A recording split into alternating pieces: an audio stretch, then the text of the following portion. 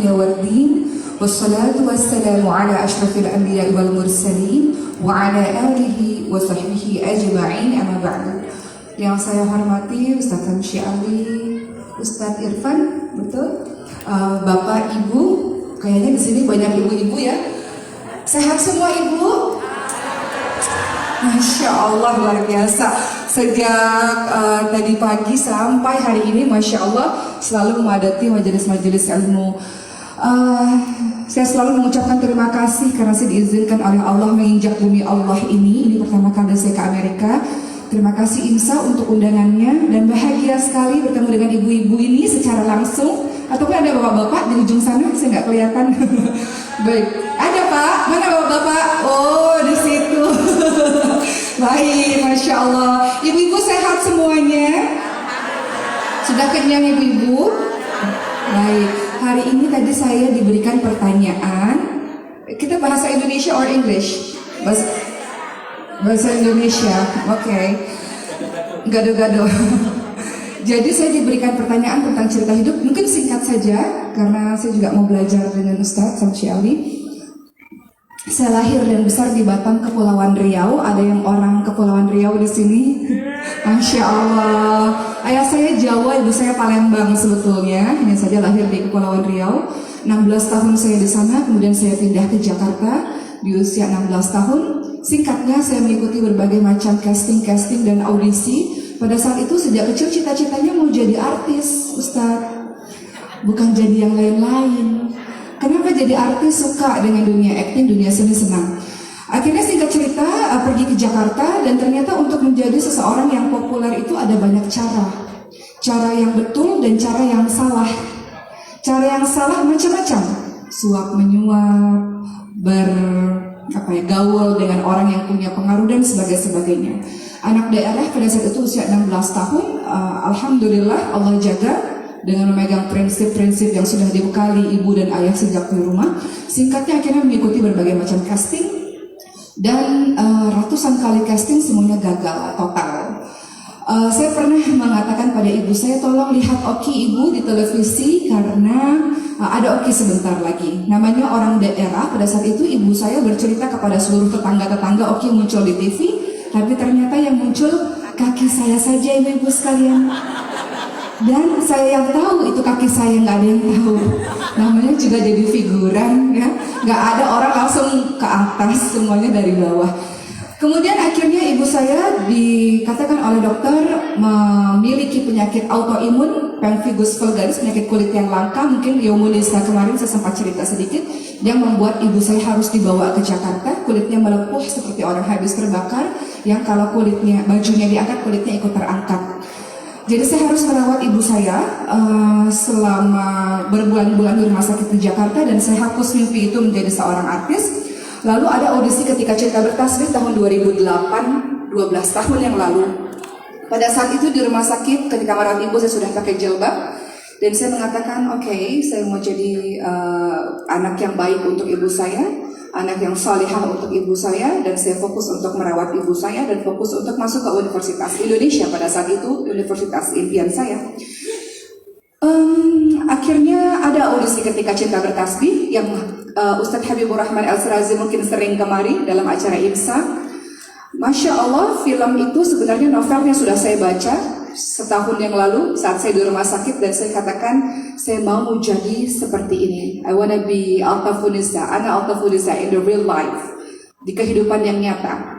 Jadi saya berkata pada diri saya sendiri, saya mengagumi Ana Alta Funisa, sehingga saya ingin sekali menjadi seorang Ana Alta Funisa, karakter utama dalam novel itu. Saya datang ke audisi, jadi novel itu dibuat audisinya untuk dijadikan film. 7.000 orang mengikuti audisi tersebut. Saya datang ke sana hanya untuk meminta tanda tangan kepada Habibur Rahman dan ingin mengatakan thank you so much for helping me, karena selama di rumah sakit saya merawat ibu saya berbulan-bulan lamanya, saya baca novel itu. Terima kasih telah menemani hijrah saya pada saat itu. Nyata-nyatanya qadarullah, Allah takdirkan saya jadi peran utama. Namun yang ingin saya ceritakan sedikit, ada yang unik dalam film Ketika Cinta Bertasbih. Ketika sutradaranya seorang muslim yang taat, kemudian produsernya seorang muslim yang taat, kru filmnya seorang muslim yang taat, Tahukah ibu dan bapak semua, hal yang tidak pernah diceritakan mungkin di berbagai macam tempat, bahwa sebelum kami berangkat ke Mesir, karena pada saat itu proses pembuatan di Mesir, kami diminta berjanji. Pada saat itu usia saya 19 tahun. Ada sebuah kertas yang sudah berisi tulisan yang kami harus tanda tangani, yang isi kalimat dalam kertas itu adalah, demi Allah, ketika Allah takdirkan saya, sebutkan namanya, saya menjadi orang yang dikenali oleh orang lain, maka saya akan menjaga tutur kata saya untuk menjadi contoh yang terbaik untuk orang lain. Saya akan menjaga cara berpakaian saya untuk menjadi contoh teladan untuk orang lain. Saya akan menjaga perilaku saya untuk menjadi contoh yang baik untuk orang lain. Kira-kira bunyinya seperti itu. Anak usia 19 tahun, belum terkenal, belum siapa-siapa, diminta berjanji seperti itu. Dan saya tidak begitu paham apa maksud dari keluarga besar ketika cinta bertasbih. Ketika sebelum proses syuting kami diminta berjanji seperti itu. Kami diminta untuk menjaga perilaku, pakaian, perbuatan. Karena ketika Allah takdirkan kalian semua terkenal, harus menjadi sebuah inspirasi muslim yang baik bagi banyak orang. Maka berangkatlah kami ke Mesir pada saat itu 2008. Syuting pertama kali diselenggarakan di hari Jumat. Dan proses pembuatan film diawali dengan doa yang penuh dengan tangisan dari seluruh kru film. Mereka menangis meminta kepada Allah SWT pertolongan karena hendak membuat sebuah film yang ada misi di dalamnya untuk mengajarkan orang-orang kepada Islam rahmatan lil alamin. Proses syuting dimulai, kami kembali ke Indonesia dan tiba-tiba dengan begitu mudah Allah membuat saya yang bukan siapa-siapa, teman-teman yang bukan siapa-siapa menjadi sangat terkenal dan saya shock. Saya lari, kalau ketemu orang-orang minta foto saya lari, saya sembunyi ke toilet 2008. Saya nggak siap pada saat itu, terlalu cepat. Allah membuat dengan mudah, Allah membuat seseorang yang bukan siapa-siapa kemudian Allah takdirkan untuk menjadi orang yang terkenal. Sampai hari ini, singkat cerita, 12 tahun berlalu, kalimat itu terngiang-ngiang di telinga saya, di telinga teman-teman saya, bahwa ya, mereka ingin agar ketika anak-anak muda ini ditarik dan dididik oleh mereka melalui film ini, dan ketika orang-orang mengenali mereka harus menjadi contoh yang baik untuk banyak orang. Karena semakin terkenal seseorang, semakin berat tanggung jawab seseorang untuk memperlihatkan Islam rahmatan lil alamin.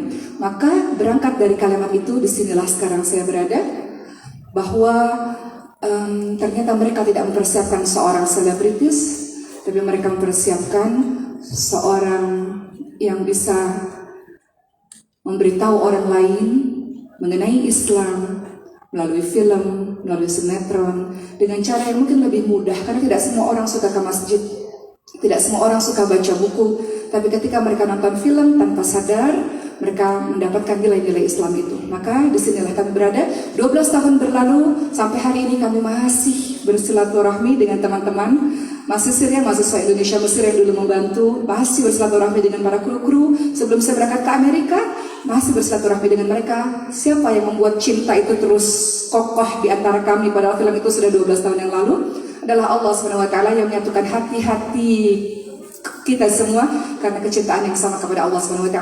Sebagaimana teman-teman disatukan hati-hatinya oleh Allah SWT lalu melalui program IMSA ini. Begitu singkat cerita tentang film Ketika Cinta Bertasbih. Sampailah saya di sini seperti itu. Masya Allah, Masya Allah. Insya Allah. Semoga tetap istiqamah Insya Allah. Amin. Nah sekarang mungkin kita berganti kata Ustaz Syamsi. Mungkin kalau kita pernah dengar, kalau dalam sejarah itu mungkin ada, pernah baca itu ada visi and apa. Jadi ketika Nabi Isa lahir kan visi, dan after Isa lahir, jadi kan dan sekarang kalender dimulai gitu. Tapi katanya kalau untuk kita itu misalnya yang terutama yang kita di Amerika itu yang menjadi pemisah itu adalah 9/11. Who was born before 9/11? Anybody remember what you did during 9/11? I remember exactly what I did during 9/11. I was traveling from Seattle to Portland in the morning, like at 6 o'clock, for work and saw that news. Alhamdulillah, I was working in Boeing company, making the airplane that fall to that twin tower.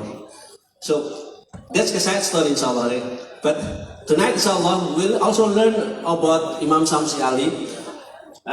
If you have read, after 9/11, there was like a memorial that the city of New York and United States, President George Bush was there too, and Imam Samsi Ali was the one that recited the Quran, the Quran recitation. It's pretty amazing. So for Indonesian Muslims to be part of that event. So, but that's the story that I read. Probably Imam Samsi Ali can have more story about himself that like Ustaz Oki that we can learn also, inshallah. Ustaz, inshallah. Bismillah. Assalamualaikum warahmatullahi wabarakatuh. Alhamdulillah, wassalatu wassalamu ala rasulillah wa ala alihi wa sahbihi wa man wala.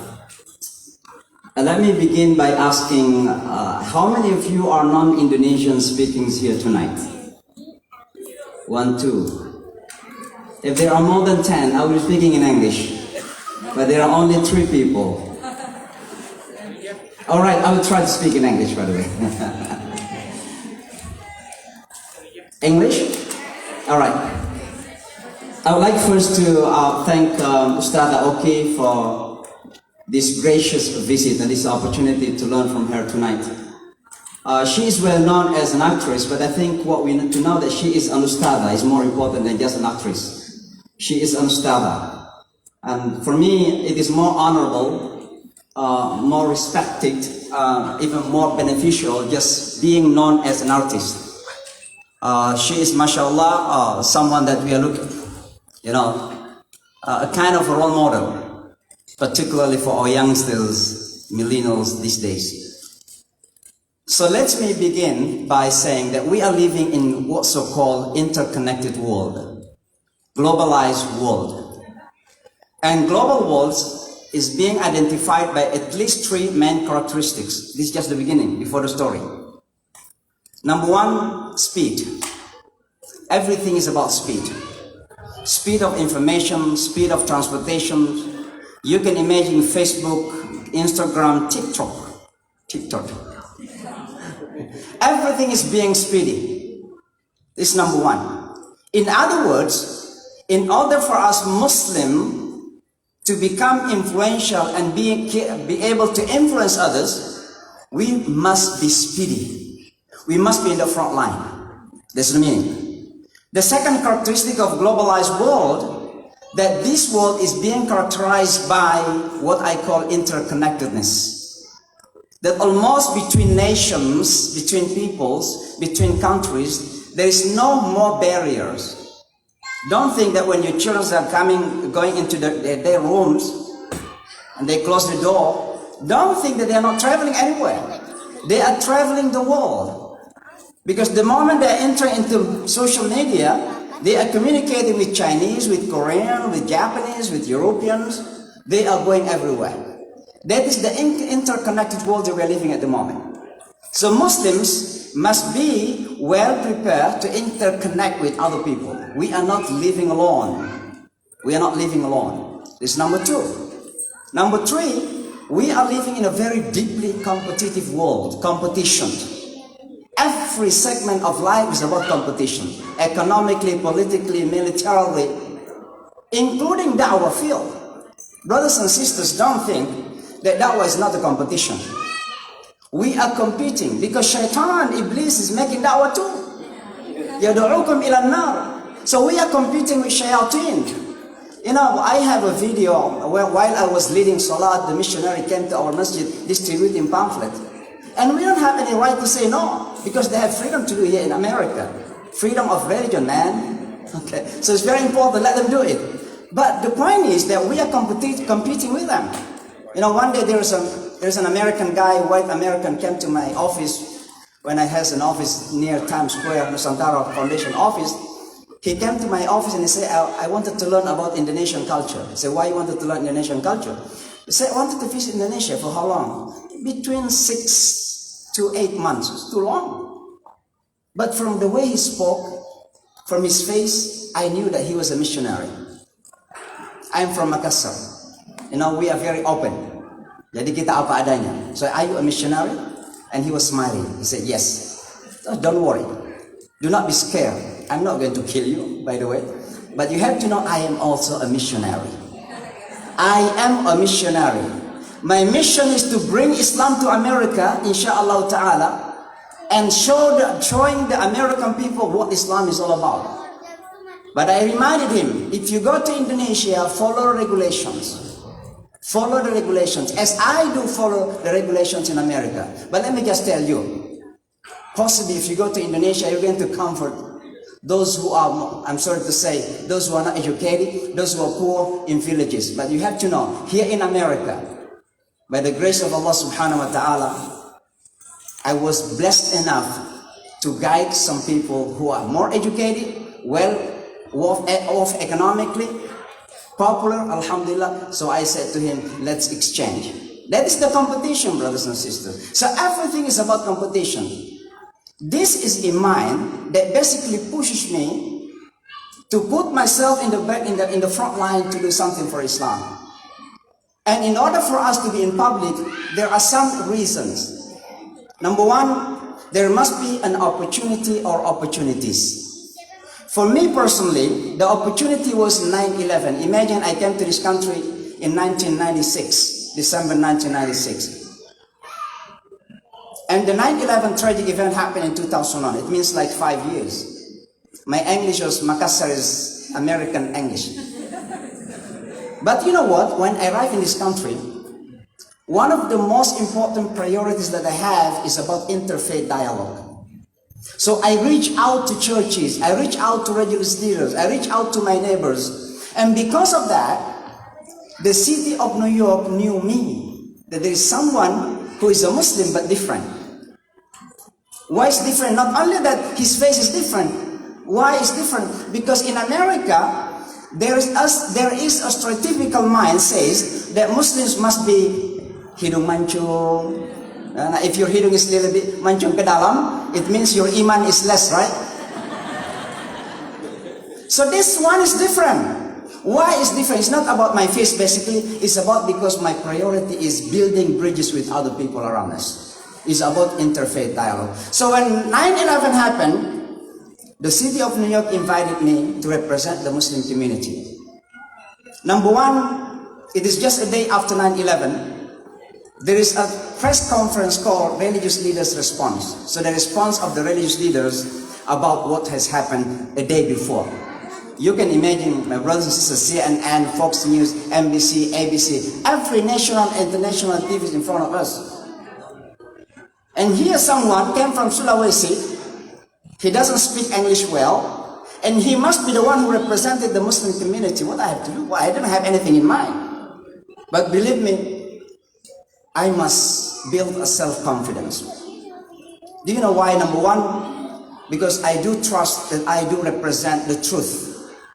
I do represent the deen of Allah subhanahu wa ta'ala.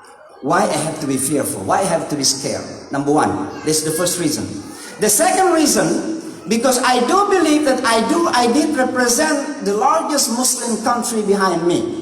I am an Indonesian Muslim, and Indonesia is the largest Muslim country in the world. Why not Indonesians must be the front line? And I have to do my responsibility. That's number one. 4 days later, President of the United States came down to ground zero. I got a call a night before and he said, Imam, we want you to come to a meeting. The mayor office didn't say you're going to come to meet the president.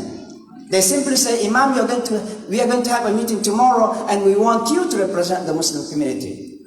So they gave me the place, and it happened to be, who is from New York here? What is the cathedral church in New York City, 5th Avenue? St. Patrick.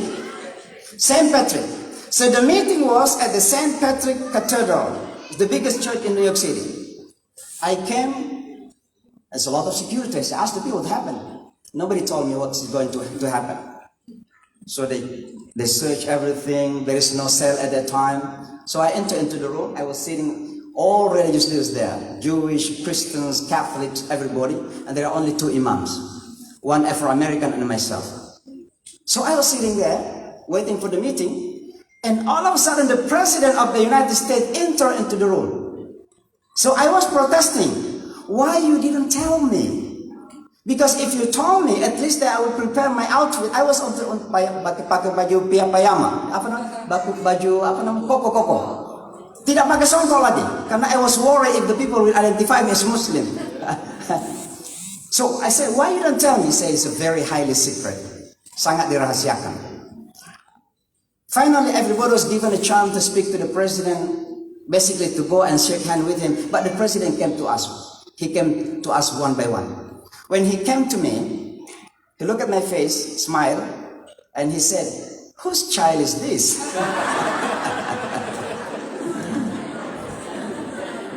Because I was very small among all those religious leaders.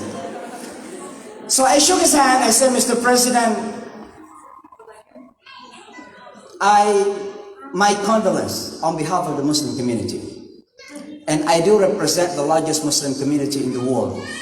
Possibly, Mr. Bush didn't understand what I mean, the largest Muslim community. And I said, I am from Indonesia. And he shook his head. But then I said, Mr. President, this attack has nothing to do with my faith and my community. And then I continue, Mr. President, if it is possible, can you give a public statement that this attack has nothing to do with my faith and my community? He looked at me for a while and he smiled and he shook his head. The following day, for those who are from Washington DC here, the following day he came to the mosque in Washington DC and he gave a press conference. Exactly what he said. He said, Islam is a peaceful religion, although some Muslims are not peaceful. That's what he said. It's okay, that's fine. And after that, brothers and sisters, we went down to ground zero with President because we had to be with him when he went down to ground zero. Around 5 meters from me, the President at that time announced, when the people shouted and they said, I cannot hear you, we cannot hear you. He said, I can hear you and the world will hear us. And the people who knock down these buildings will hear us soon. I didn't understand what he meant. I asked my friend, what does it mean? He said, that is a war declaration. Pengumuman perang. Karena waktu itu Bush sudah akan mengirim tentara ke Afghanistan. I was there just 5 meters from him. But what is more important afterwards, brothers and sisters, then there is what we call National Prayer for America at the Yankee Stadium. 3 weeks after 9/11, I was again called by the city of New York, say, Imam, we want you to represent the Muslim community to say an invocation, dua. But I was confused. What kind of dua? In one hand, you want us to make dua for America, and the other hand, you see us as a terrorist? So what type of dua do you want us to say? So instead of making dua, I decided to recite the Holy Quran. So you can go to YouTube, inshallah, you can find my recitation that I recited in the Yankee Stadium. Let me end with this because this is a discussion, it's not lecture, right? So let me end with this. I just wanted to say that sometime we need to be public.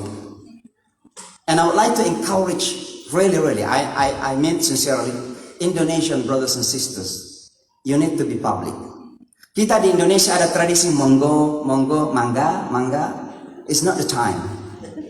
Dan ini bukan masalah ria. Ini masalah kompetisi dan kegunaan. Khairun nasi anfa'uhum linnas.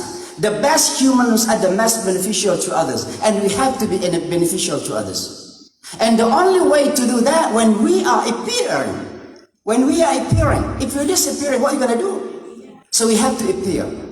And that's why, brothers and sisters, you may have different negative thinking about us or about anyone who is in the front line. That's fine. What I need is connected my heart to Allah subhanahu wa ta'ala. It is about my intention. But my point that we have to do our job. And Indonesian Muslims in America particularly, we must in the front line. Why? Because we are representing the largest Muslim community in the world, Indonesia. But unfortunately, everywhere you go, orang melihat kita sebelah mata. Sebelah mata namanya. Sebelah mata. Kenapa? Seolah-olah kita orang Indonesia ini nggak mampu. Seolah-olah kita itu nggak mampu, nggak punya kemampuan. It is a time to prove that we can do it, brothers and sisters. Barack Obama says, yes, we can. And yes, we can. When I become the Imam of the Islamic Culture Center, the largest Muslim center in New York, I was leading mostly Middle Eastern. It's easy if you don't have a long beard to lead Arab people. By simply seeing your face, oh, who is this guy? He doesn't have a beard. But you have to prove it. It's not about beard to make you the best in Islam. It's about taqwallah azza wa jalla. And to my point here, brothers and sisters, they're talking about public roles. It is very important from now on that we Muslim community, Indonesia Muslim community, and Malaysia, of course, must be in the front line, inshallah, to do something bigger. To show to the world, at least to the Muslim community, to the Pakistanis, to the Bangladeshis, to the Arabs, that we are here and we exist in America and we are playing our responsibility.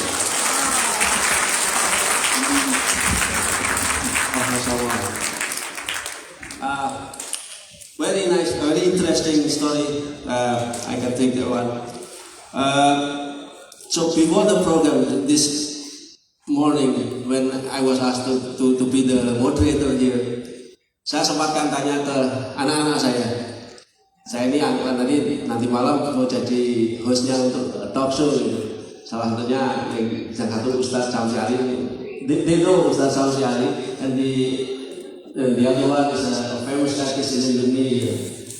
But I told her that, well, I did not know her. So if you want to know, I mean, okay, what kind of questions you want to ask? When you meet somebody famous, what do you think you should ask? Yes. So they give me several questions. I think to that I would like to ask, how to stay humble. Di dalam Islam kita tentu ada diajarkan selalu being humble, and then also the other one is like what you do with the haters. Sampai orang-orang yang membenci kita. Wow, you wanna speak English or bahasa Indonesia? Because sometimes I speak English. I'll try to speak English. My English is not really good actually, but I'll try in English, inshallah. Well, before I answer your question, so I want to continue my story because talking about competition in the film, yeah, we make a competition to make Islamic movie, and it's very important because many people, they are very easy to follow everything that they watch on TV or film, YouTube, something like that. So I continue my story before I answer the questions. You know, after I played a role in the film Ketika Cinta Berkasih, maybe who watched that movie? May I know? Oh, 12 years ago. So how old are you now? Okay. So after I played a role in the movie, so after that I played a role in some dramas, and I say to the director, there are some things that I have to talk to you. I can't. If you ask me to hold hand to non-Mahram, for example, that I play a role and I have a husband in the movie, so I have to hug him or I have to hold his hand, so I can't do it. So please, that's number one, and I can't do it. And number two, this is my clothes, this is my dress, so I can't. If you ask me to wear short hijab, for example, or if you ask me to wear some clothes, tight clothes, I can't do it. So yeah, so they follow my words. So alhamdulillah, I play a role in some dramas and movies like this.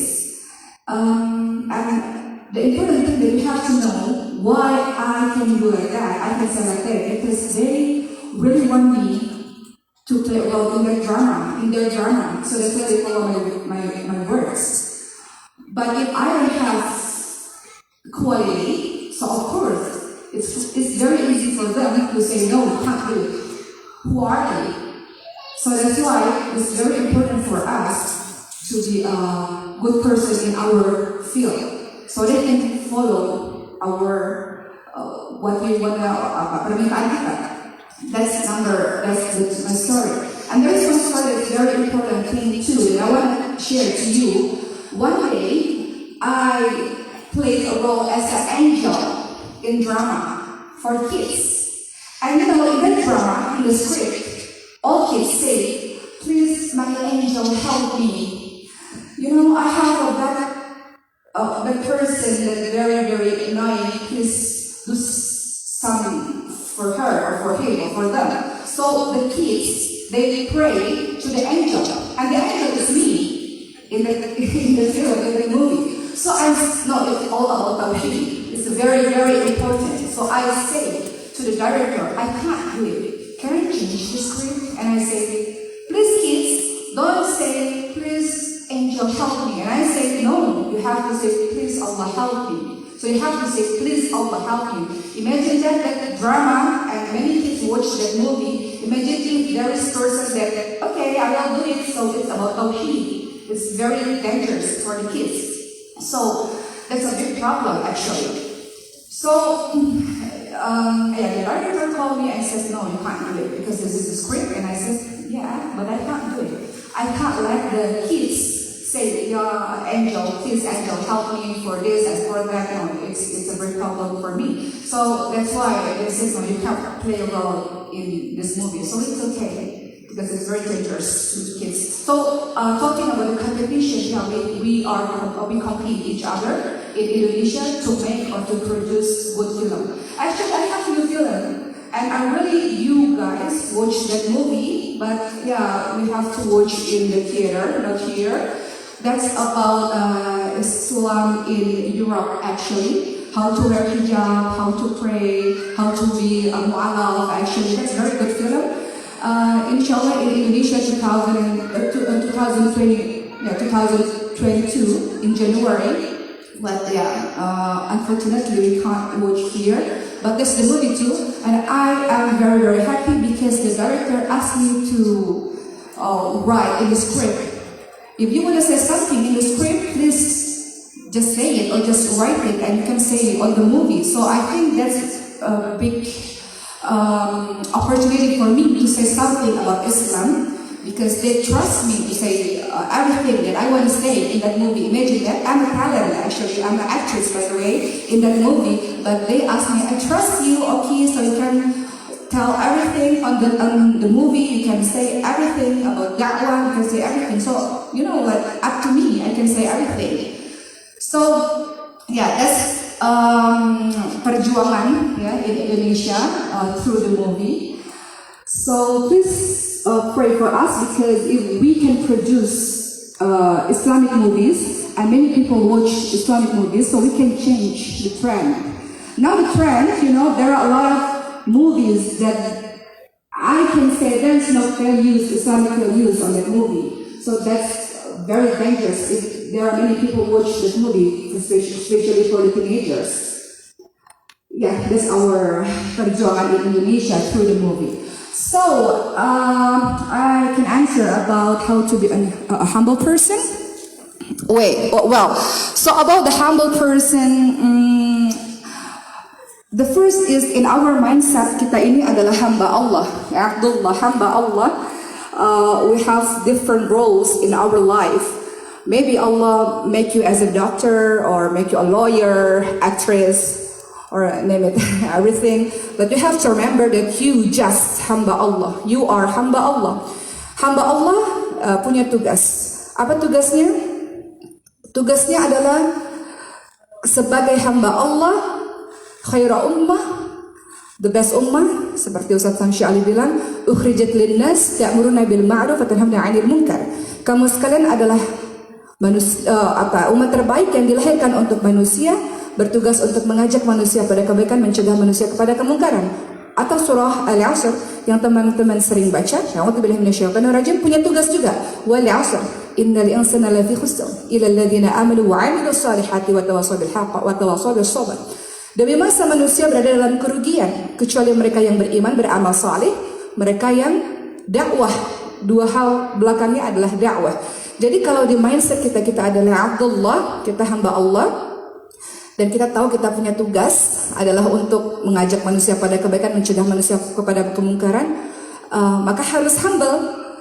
Yang namanya hamba Allah artinya pelayannya umat, apapun, whatever your profession, apapun itu adalah pelayannya umat yang punya tugas untuk dakwah. Dakwah tidak hanya tugas da'i or da'iyah atau ustaz or ustazah, even doctor, you can do dakwah. I can share my story. 1 hour ago, I gave a birth. I have 4 children. Alhamdulillah, Allah gave me anak dengan kelainan genetik. I don't know in English, kelainan genetik apa ya? Rare disease, right? Rare disease. Paham ibu-ibu sekalian? Kelainan genetik, kelainan langka, syndrome. Waktu anak saya di NICU, 2 weeks. And doctor said, in NICU, ini adalah tugas dari seorang hamba Allah. Bagaimana seorang dokter yang amazing doctor. She said to me, please pray to Allah so Allah can show us to find what happened with your children, with your child, because we don't know. So just pray, stop googling, because if you read more, so you will be stressed, gitu ya kata beliau. So what you have to do now, wahai ibu, she said like that, please, you have to pray a lot, so Allah can help us, the doctor, find what happened with your kids. So you know what happened actually in my case, I realized that the doctor become a da'i or da'iyah. She reminds me, that's why I was very, very, very sad. She reminds me to remember to pray to Allah. Padahal yang sering ceramah sehari-hari saya, and di hari itu dokternya yang suruh saya untuk banyak berdoa. Jadi bagaimana caranya humble adalah kembali lagi kita adalah hamba Allah, punya tugas mengingatkan orang lain kepada Allah, whatever your profession. Itu yang pertama. Kemudian yang kedua, untuk menghadapi haters, kalau Rasulullah SAW, he had haters too, right? So we are human being biasa saja, bukan orang yang luar biasa seperti yang lain-lain. So of course, ada hitam, ada putih, ada siang, ada malam. Kita nggak bisa buat semua manusia, all people love me, is impossible. If there is someone love me, of course, there is someone hate me. Or if there is someone love you, of course, there is someone hate you. Itu pasti, sesuatu yang pasti. Sehingga kalau menghadapi haters, apapun yang terjadi, hanya lurus saja ke depan. Apa kata Ustadz Samsy Ali tadi adalah mengharapkan niatnya lurus, innamal a'malu binniyah, niatnya lurus karena Allah, mengharapkan ridha Allah, dan ikhlas dalam berbuat. Apa itu ikhlas? Ada orang, nggak ada orang, perbuatannya tetap sama. Orang puji, orang caci maki tidak berpengaruh sama sekali, perbuatannya tetap sama. Itu sebabnya orang-orang yang paham akan tugasnya as a hamba Allah, as a da'iyah, teman-teman kita semua ini da'i dan da'iyah sesuai dengan profesi kita masing-masing, mengajak orang lain pada kebaikan, mengajak orang lain dekat dengan Allah Subhanahu wa taala. Maka insya Allah kalau kita fokus pada tujuan itu, kita mau jadi good Muslim, so whatever they say, so we don't care. Jadi kita tetap fokus dalam perbuatan baik itu, Allah help us insya Allah. Jadi jangan habiskan energi hanya untuk mengurusi hal-hal yang sebetulnya tidak penting. Walau ada mungkin 1-2 yang betul, alhamdulillah they correct, perbaiki kesalahan-kesalahan kita. Tapi jangan hal-hal seperti itu membuat kita tidak fokus kepada tujuan kita. Tujuan kita apa? Khairu ummah ukhrijat linnas ta'muruna bil ma'ruf wa tanhauna 'anil munkar, atau tadi bahasa Ustaz Samsy Ali adalah khairun nas anfa'uhum linnas. Kita mau jadi sebaik-baiknya orang.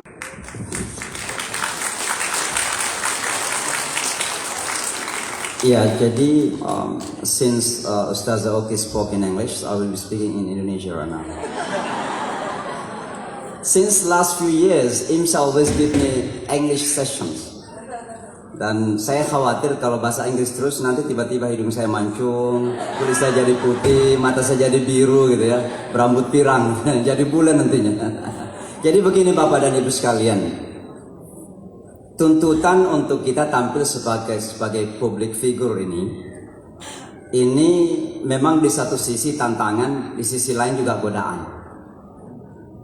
I have to be honest with you that since my public participation in New York City is considered the jantung of kapitalisme dunia, ibu kota dunia, I got both sides. On one hand, a lot of temptations, banyak pujian. Tahun 2002 saya mendapat penghargaan dari International Religious Federation sebagai Ambassador of Peace, for example. Jadi saya ini duta besar perdamaian. Bahkan sebagian media memberikan, ini 2002 ini, sebagian media memberikan gelar the face of Muslim moderate Islam in the West. The face of moderate Islam in the West. So ini pujian, ya pujian. Tapi jangan dulu bergembira. Tahun 2006 oleh magazine New York, saya dimasukkan sebagai satu dari 7 most influential religious leaders in New York City.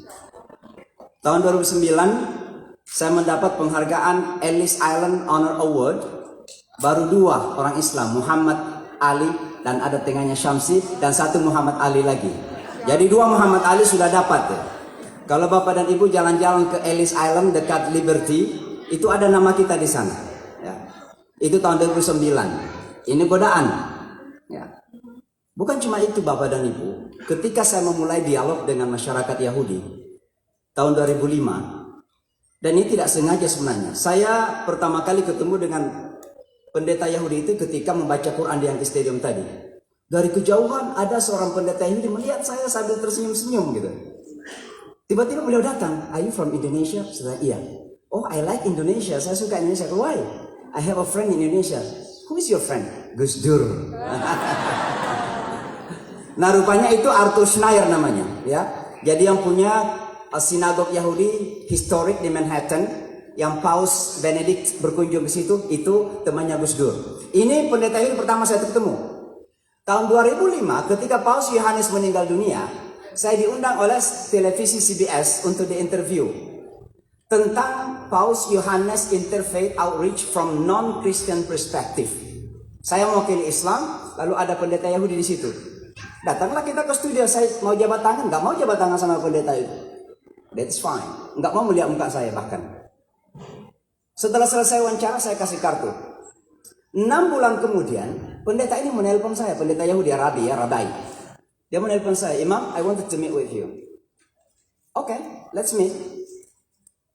Over a lunch, saya katakan, "I don't eat except halal." Dia katakan, I'm not eating except kosher." Jadi gimana caranya? Ketemu di restoran seafood. Begitu sampai di restoran seafood, saya tahu orang Yahudi nggak makan lobster kan. Saya order lobster banyak-banyak. Lalu yang pertama saya tanya, ini baru tahu ini kalau orang Makassar ini. Yang pertama saya tanya, "Kenapa Anda dari studio dulu nggak mau jabat tangan sama saya, nggak mau lihat muka saya?" Dia ketawa. Dia katakan ada 2 alasan Imam. Yang pertama, I did not, past tense ya, fi'il madhi, past tense. I did not like Muslims. Saya ketika itu nggak suka orang Islam. Yang kedua, I was not sure you are Muslims. Because my face is different. His stereotypical mind say that Muslim must be Arab, Middle Eastern. So I was not sure you're Muslims.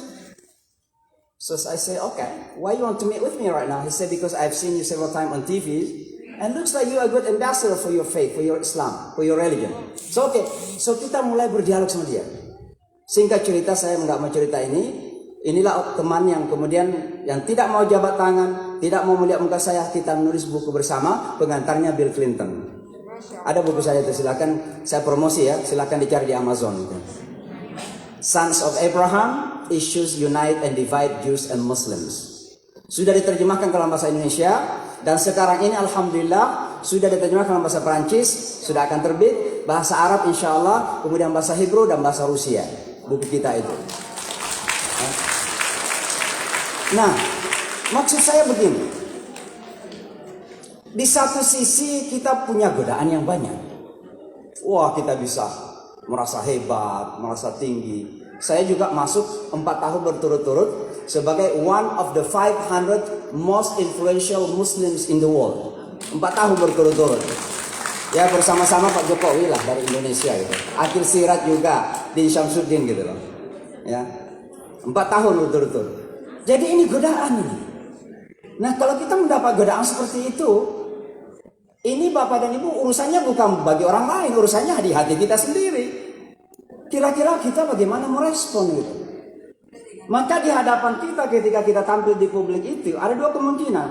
facing challenges, kemudian kita terjatuh dan merasa nggak mampu apa-apa, atau kita justru disanjung setinggi-tingginya dan kemudian juga kita akan dimasukkan ke dalam sebuah trap.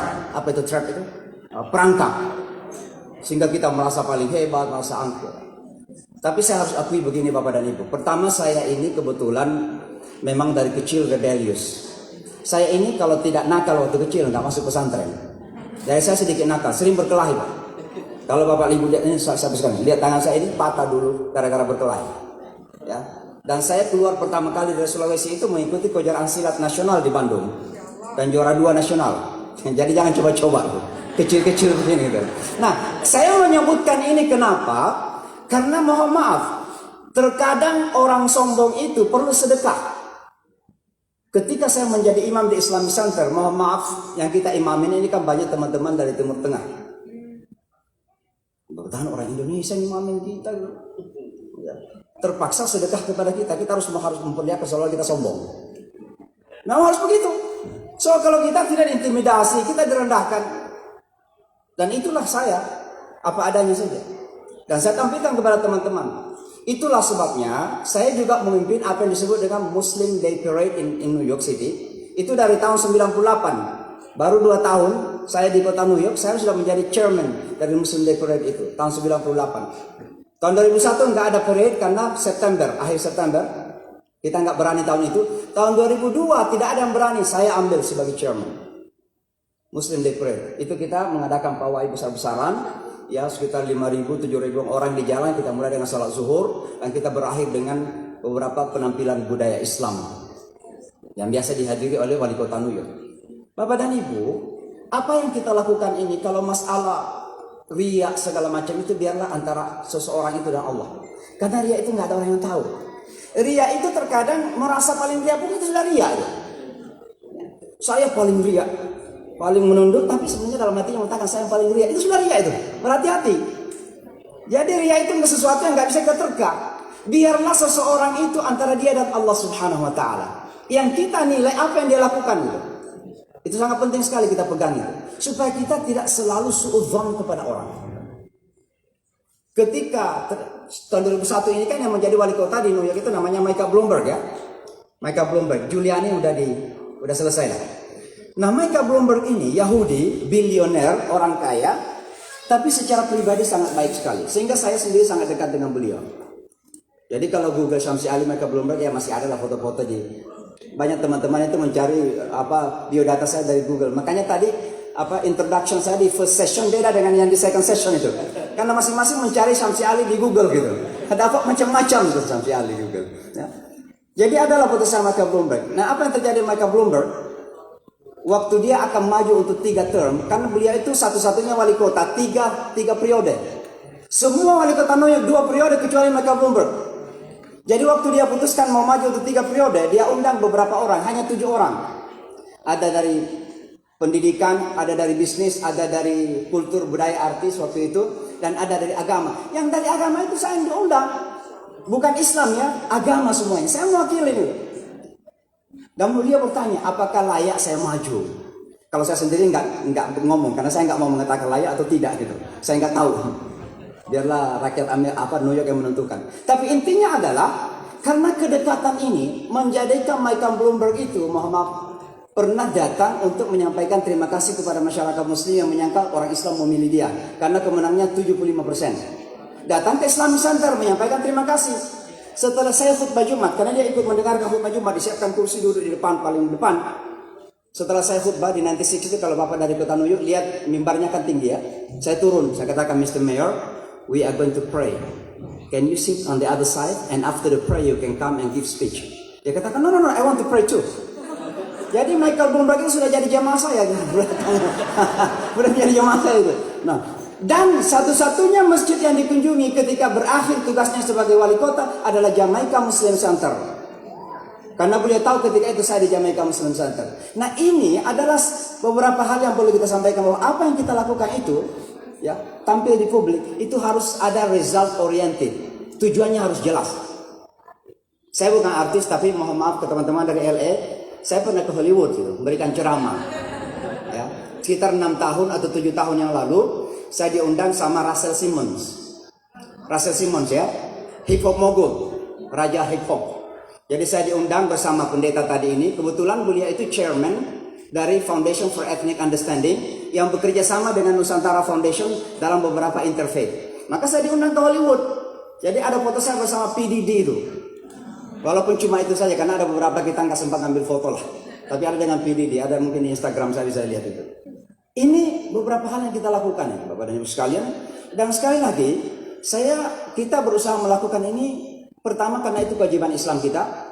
Yang kedua, apa yang selalu berada di belakang kepala saya ini adalah ya kapan ya Indonesia dikenal di dalam gelanggang dunia dakwah internasional. Kapan kita harus maju? Maka Bapak dan Ibu, kalau saya sekarang mungkin pernah dengar ya, berusaha mendirikan pondok pesantren berjuang ya. Alhamdulillah tanah kita 10,5 hektar. Kita sudah miliki di Connecticut. Itu tidak lain dan tidak bukan adalah, dan sementara saya tidak melakukan fundraising dari mana-mana Timur Tengah tidak. Walaupun salah satu anggota board of director Nusantara itu mantan duta besar Libya di PBB. Ya, itu anggota board kita. Tapi saya mengatakan kepada beliau, jangan dulu ke Timur Tengah. Beliau bertanya, why? Padahal dia itu adalah anggota board di Libya dulu, waktu yang kasih Ustadz Arifin masjid itu adalah Libya itu. Beliau bisa mendapatkan duit itu. Saya katakan, not yet, belum. Saya mau dari Indonesia. Orang bilang, kenapa dari Indonesia? Saya ingin mengatakan begini, 10 tahun yang akan datang, 20 tahun yang akan datang, orang akan mengatakan, this is an Indonesian contribution to the global dakwah war kita. Ini yang kita lakukan. Kenapa kalau ada proyek besar di mana-mana saja harus Emirat, harus Qatar, harus Saudi, kapan Indonesia? Padahal kalau kampanye saja berapa uang yang habis untuk mempromosikan wajah Islam kita yang rahmatan lil alamin. Kenapa kita nggak dukung itu? Ini yang saya ingin gugah kepada bangsa dan negara kita sebenarnya. Wallahu a'lam.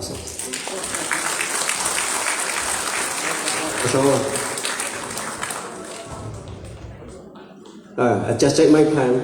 We already halfway of there. So inshallah, I already have my questions, several of my questions. I still have a lot, but inshallah I would like to give a chance for our audience to also ask questions, inshallah. Probably for first like one or two, one to raise hand, one to ask questions, inshallah.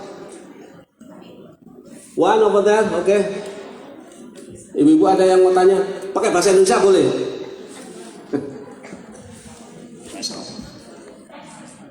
Come here, sister. Oh, there's one over there. Okay. Let's go one from here and then one over there.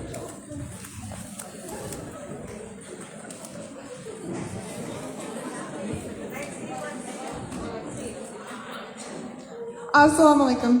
Salam. Bear with me, I don't speak Indonesian. I can understand some of the brothers because they speak a lot slower. That's about it. But my question for you is, as a revert, I don't have the memory to stand and say, okay, this is exactly from the Quran. But I do have the heart and the intentions and the life story to share. So how would you want or feel called to guide others when you don't have that background? And it's definitely given to you.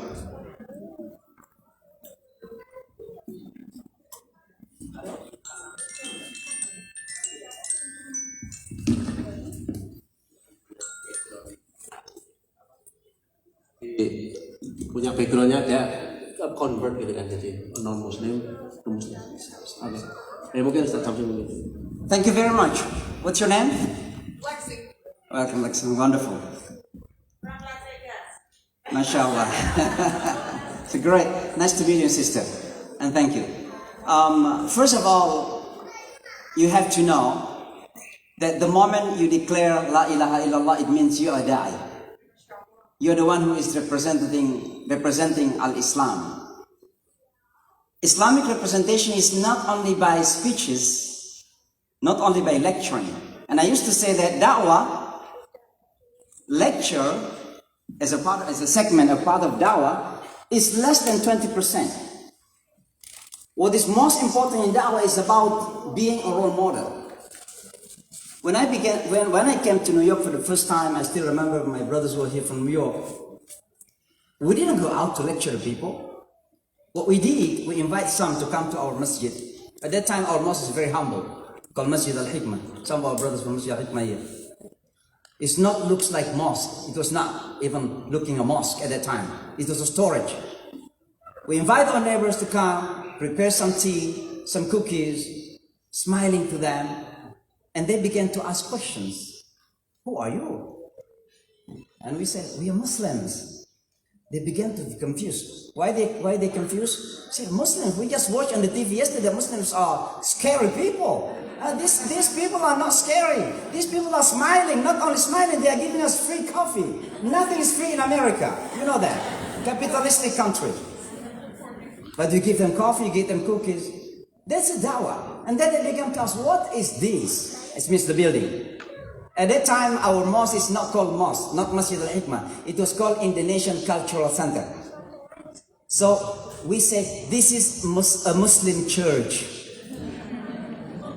Church! Say, yes, but for Muslims. So what does it mean, church? Church means a place to worship God. So when I say a church for Muslims, means a place where Muslims are worshiping the Almighty God. It means a masjid for us. So you don't have to say masjid because she doesn't understand, by the way. They don't understand, by the way. They say da'wah. So my point here, that you can always contribute Islam if you don't have, let's say zero knowledge. You are still a da'wah. You are still a da'wah. But alhamdulillah, you became a Muslim, I'm sure, because you studied it. And I can be a witness. The huge majority of Americans turn to Islam because they know what Islam is all about. Not us. We are born from Muslim father and mothers, and you take it for granted. Looks like because our fathers and mothers are Muslims, the key of paradise in our pockets already. No, our sisters studied Islam. Our sisters understood Islam. So I'm sure they have a bunch of knowledge about Islam. So now you are the best ambassador of Islam here in America.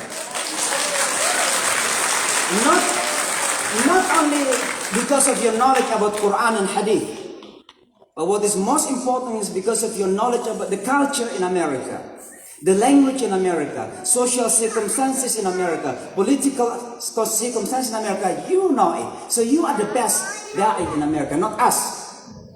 I am an imported imam in America. But you are American product.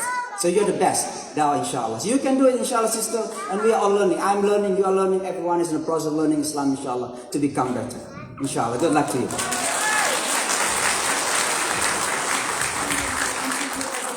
I just really appreciate that. To give a little bit, I know we don't have a lot of time, but to give a little bit of backstory on that. My journey to Allah was me having 72 hours left of life. And Allah found me and saved me. So I really appreciate that.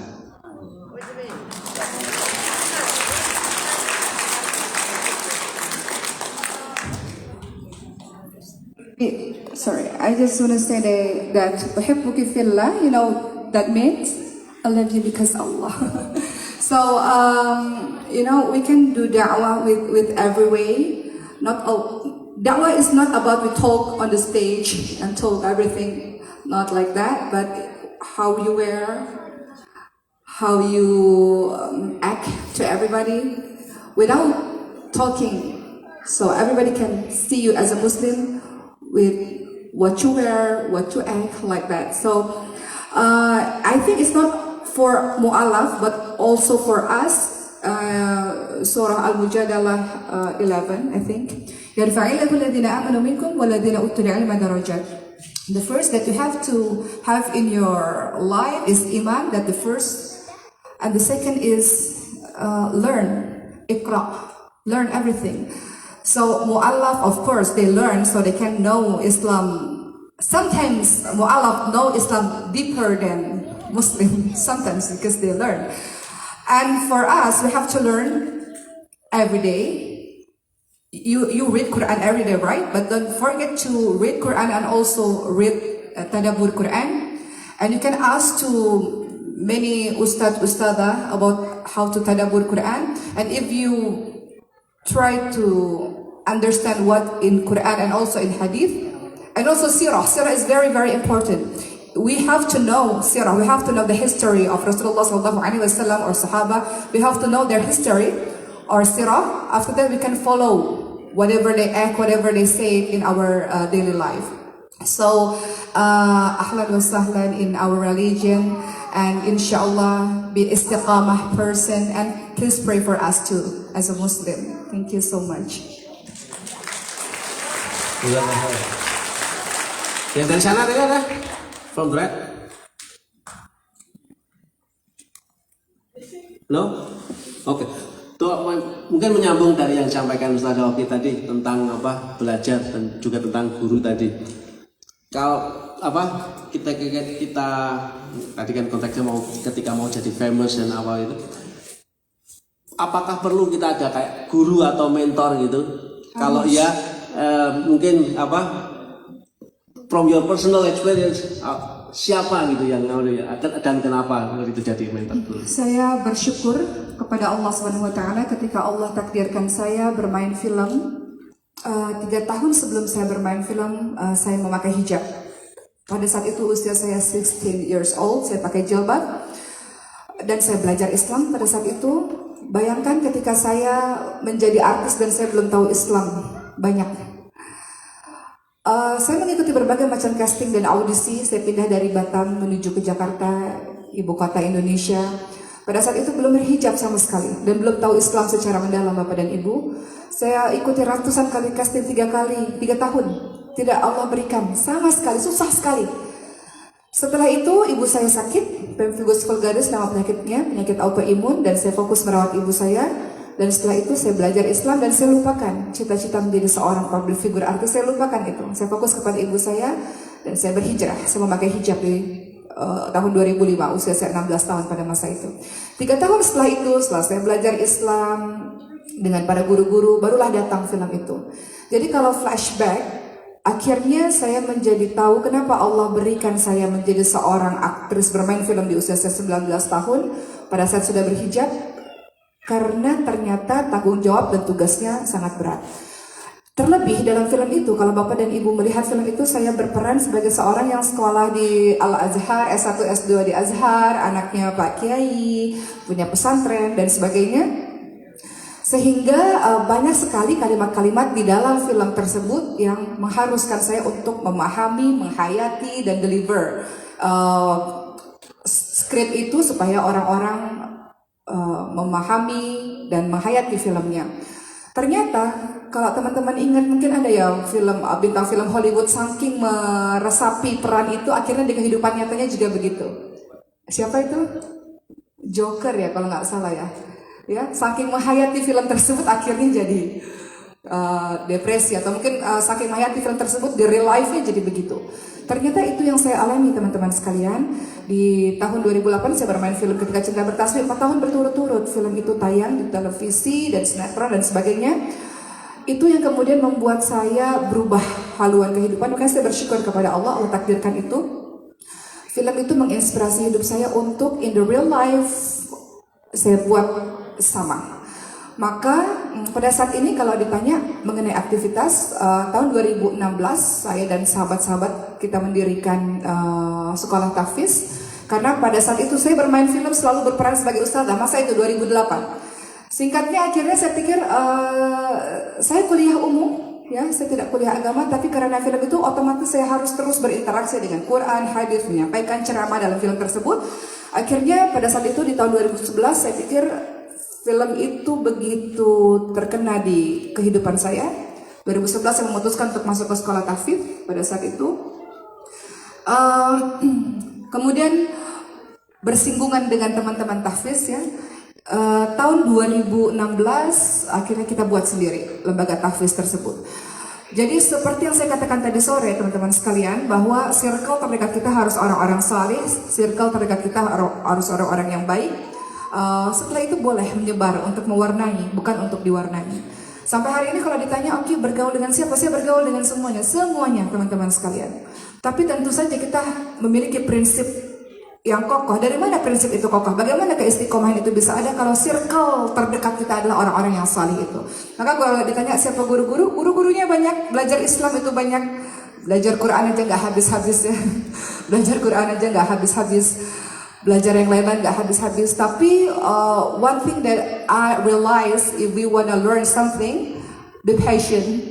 Kalau kita mau mengetahui sesuatu, maka minta sama Allah untuk kita sabar dalam mencapainya.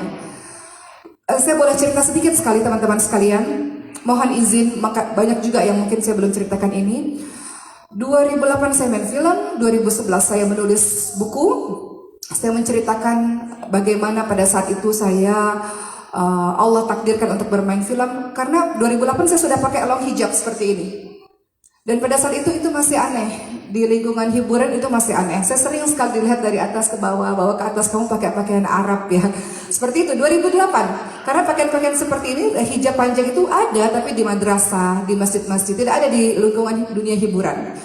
Maka saat itu saya menulis buku mengenai bagaimana bisa berhijab, bagaimana kisah hidup pada akhirnya berhijrah minadz-dzulumat ila nur ya, dari kegelapan menuju cahaya. Bagaimana itu semua bisa terjadi? 2011 saya tulis buku, akhirnya 2014, bayangkan ini takdir Allah luar biasa. Saya diminta untuk berbicara 5 minutes di Islamic program on TV every morning, 5 minutes only. Pada saat itu bicara 5 menit di TV tentu saja persiapannya 5 jam belajar tuh hari itu untuk bicara 5 menit pada saat itu. Dan saya tanyakan pada guru saya bicara tentang ini, tolong guru apa yang harus saya sampaikan, poin-poin apa, ayat-ayat yang mana. Jadi selama 2 tahun saya berada di TV. Saat itu cuma 5 menit, mereka kemudian kasih saya 10 menit bicara, 15 menit bicara.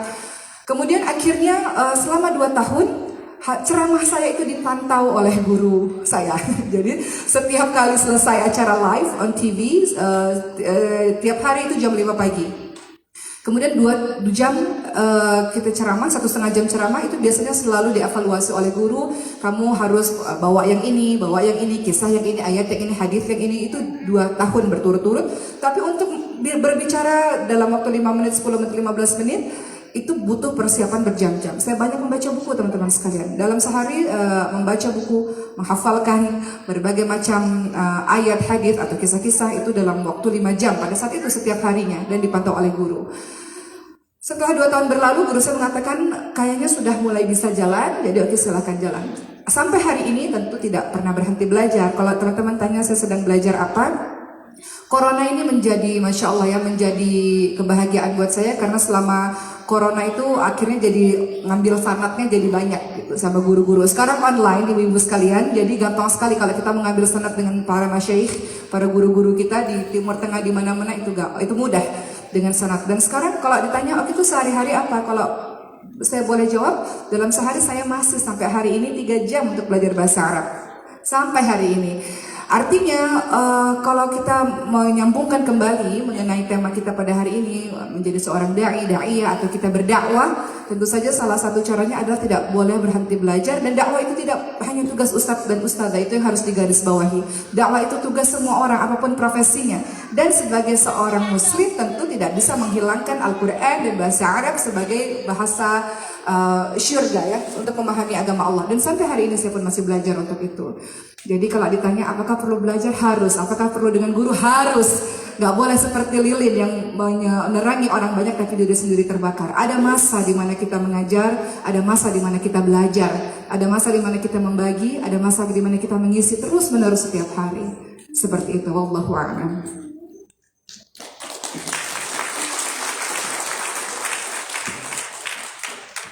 Ya, of course, tentunya saya ya tentu belajar ya kan dari pondok pesantren. Tapi kalau saya reflect back, ya melakukan refleksi kembali kehidupan saya ini, saya betul-betul merasakan kudrah Allah, kebesaran Allah. Lahir di sebuah kampung terpencil yang waktu kecil di kampung saya itu mobil pun masuk nggak ada. Paling nggak ada 1 mobil truk untuk ngangkut kelapa dan banana dan pisang dari kampung kita. Saya pun ke kota pertama kali itu naik truk, masih ingat saya. Karena nakal tadi itu dimasukkan ke pesantren di kota. Nah orang kampung sudah bangga sekali, ini ada anak desa sekolah di kota. Gitu. Nah singkat cerita, alhamdulillah saya tadi belajar silat itu sampai ke Bandung tahun 85, 87 selesai di pesantren. Mau lanjut sekolah pun nggak tahu mau kemana. I don't know where to go because my father is a simple farmer in the village, and you have to pay. I don't have money.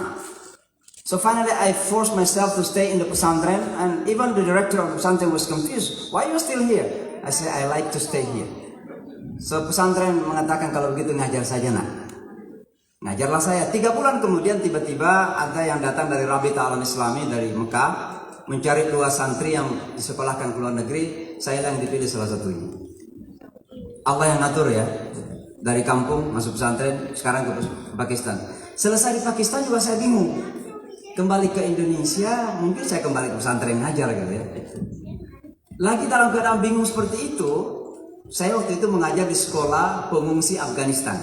Jadi kalau orang sekarang ini berbicara tentang Taliban, tentang Afghanistan, I know that man more than you. Karena saya sudah bersama mereka.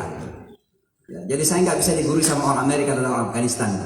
Saya mengajar di pengungsi Afghanistan anak-anak bahasa Arab ketika itu. Tiba-tiba datang dari Saudi Arabia mencari guru yang bisa bahasa Inggris, bahasa Arab. Saya yang dipilih lagi. Ngajarlah saya di Jeddah.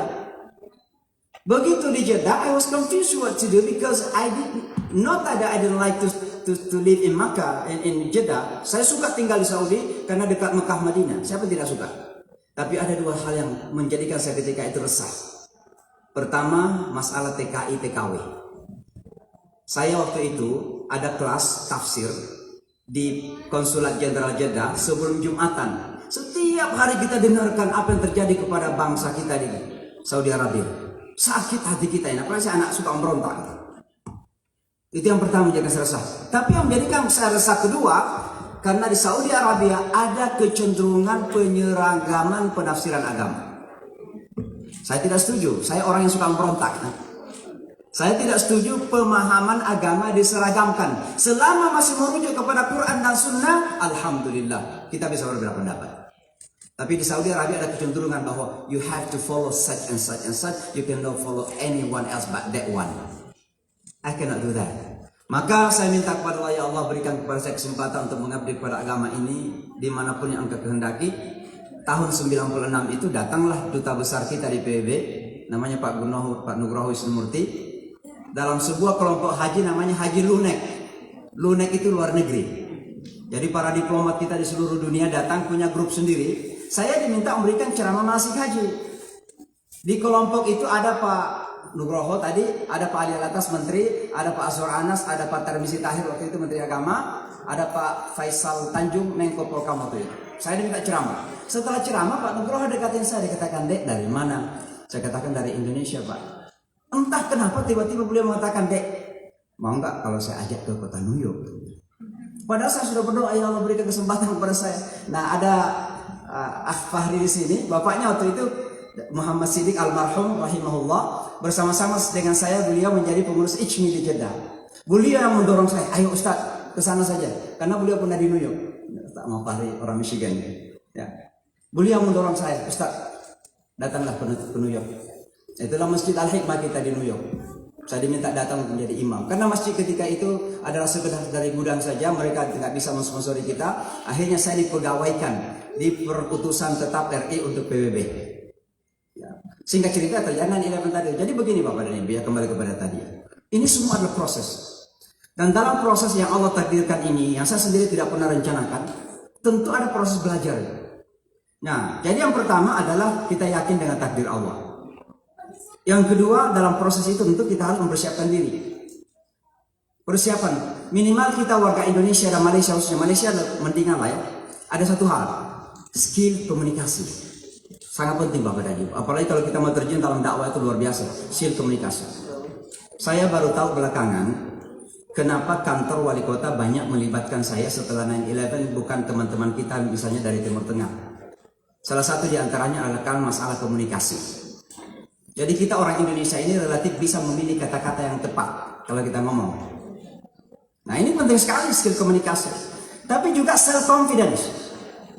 Bayangkan waktu saya ketemu dengan Donald Trump, ya mungkin ada yang pernah dengar cerita ini, saya nggak tahu, tapi fotonya ada itu waktu ketemu Donald Trump. Jadi intinya begini, Donald Trump ketika itu ingin menantang Barack Obama, tapi dia juga sadar pasti nggak bisa mengalahkan Barack Obama. Akhirnya dia mundur, tapi terlanjur diwawancarai sama Fox News. So he was interviewed, for my sister who doesn't speak Indonesian.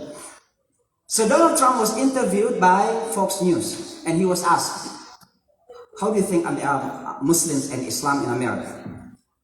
What Donald Trump said, Islam is a very dangerous ideology and Muslims are dangerous people. We have to watch them. We have to watch them. Teman saya tadi, Russell Simon, yang undang saya ke Hollywood, mendengarkan itu. Dia katakan, Imam, dengarkan wawancara. Did you hear what Donald Trump interview? I said, yes. What are you going to do? I said to him, what am I going to do? I can do anything. He's a big man, businessman, rich person, pretending to be rich person, let's say. Karena bayarnya hanya $750 kan per tahun taxnya, berarti nggak kaya dong. Jadi pretending. Orang kaya punya media. What am I gonna do? I cannot do anything. He said, Imam, let's go and see him. Let's go and meet him. Saya kira dia bercanda. I thought he was joking. And then he called me a day after. Imam, pada tanggal sekian jam sekian kita ketemu Donald Trump. Oke. Datanglah kita ke Fifth Avenue, Trump Tower. Kita masuk, naik ke paling atas di penthouse yang di atas itu kantornya dia. Saya harus buka rahasia ya. So Donald Trump office on Fifth Avenue, Trump Tower, the top penthouse. Everyone who is working there is a lady. Everyone, every single employee is a lady. Jadi model semuanya tuh, dari security sampai sekretaris sampai melayani kita teh, semua adalah ladies, beautiful ladies. So begitu saya masuk di pintu, ternyata Donald Trump, he was standing at the door. I was with Russell Simon. Russell Simon is African American, he's a very tall guy. So Donald Trump and Russell Simon shook hands, and they shook hands like this, and I was there. And Donald Trump was looking around. Russell asked him, what are you looking for? Said, where is the Imam? So the Imam is here. So we sat down in his office. And what Donald Trump says, he was laughing. So Russell Simon asked him, why did you laugh? He said, I'd never imagined to meet a Muslim that can smile. Saya tidak pernah berimajinasi atau bermimpi ketemu orang Islam yang bisa tersenyum. This is in need of self-confidence, how to answer, how to respond, what to say. So I said to him, Mr. Trump, why did you come to that conclusion? He said, because every time that I turn on my TV, Muslims are angry. They want to take over the White House. They want to take over America. I said, Mr. Trump, before I came to meet you, I used to watch your show, Apprentice. And I had a very wrong conclusion about you. I thought you are an arrogant person. Because you look like you are fire, arrogant, right? But you know, Mr. Trump, when I met you for the first time, you smile, you are a nice person.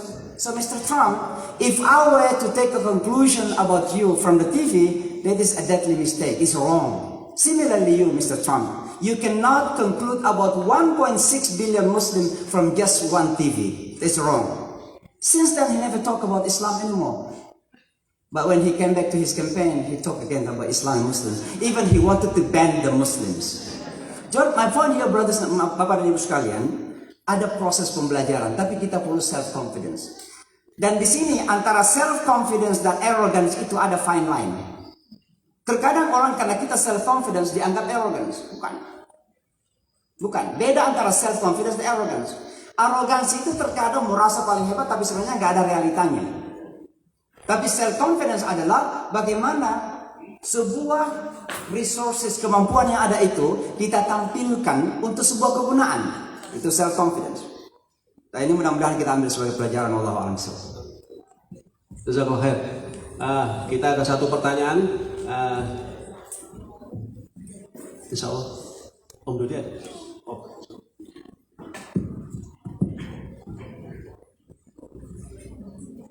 Assalamualaikum warahmatullahi wabarakatuh. in your story, you says that everything takes process. And you mentioned that you're from little village to the school to whatever it takes until you got here. Like process, patience, and ikhlas is really hard as a human being to practice. Proses itu perlu bersabar dan perlu ikhlas supaya kita bisa tetap, gimana sih caranya supaya kita tetap bisa teguh menjalani proses ini sendiri, melewati proses ini sendiri, karena bersabar dan ikhlas itu tidak mudah, apalagi banyak. Kalau misalnya kita mau menuju ke jalan Allah, itu banyak sekali cobaan-cobaan yang membuat proses ini tadi turun. Jadi self-confidence itu drop down, and we need support, and also living in this country as like no family, and our family is our community, and we need them, and saya pikir self-confidence itu perlu sekali seperti Bapak Ustadz bilang, tapi gimana sih caranya supaya kita bisa melewati proses ini sendiri dengan cara tidak merendahkan diri kita sendiri pada saat orang lain membuat self-confidence kita itu drop down. Terima kasih Ustadz. Assalamualaikum warahmatullahi wabarakatuh.